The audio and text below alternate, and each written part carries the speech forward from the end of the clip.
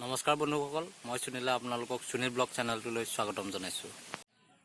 সমগ্ৰ অসমবাসীৰ কাৰণে এটা অতি দুখৰ খবৰ যে অসমত বৰ্তমান কৰোনা ভাইৰাছত সংক্ৰমিত লোকৰ সংখ্যা বৃদ্ধি পাইছে। বৰ্তমান অসমত কৰোনা ভাইৰাছত সংক্ৰমিত লোকৰ সংখ্যা হৈছে 25 জন।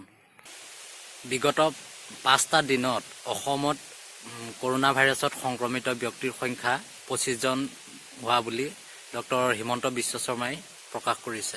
লখিমপুৰ ডিষ্ট্ৰিক্টৰ বাসিন্দাসকলৰ কাৰণে এটা দুখ খবৰ যে লখিমপুৰ ডিষ্ট্ৰিক্টতো আজি এজন ব্যক্তিৰ দেহত কৰোনা ভাইৰাছ COVID-19 ধৰা পৰে। এইজন ব্যক্তিও আছিল দিল্লীৰ নিজামুদ্দিনত জামাতত অংশগ্ৰহণ কৰা ব্যক্তিসকলৰ ভিতৰত অন্য এজন। গুৱাহাটীৰ মহানগৰীতো আজি ধৰা পৰে COVID-19 পজিটিভ।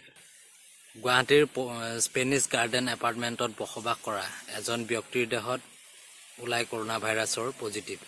কিছুদিনৰ আগতে সেই ব্যক্তিজন গৈছিল দিল্লীৰ পৰা তেখেত ঘৰলৈ ঘূৰি আহি উশাহ নিশাহ লোৱাত অলপ কষ্ট পায়। ডক্টৰক দেখুৱাত তেখেতৰ দেহতো ওলাল COVID-19ৰ পজিটিভ। এইজন ব্যক্তি কিন্তু যোৱা নাছিলে দিল্লীৰ নিজামুদ্দিনৰ জামাতলৈ।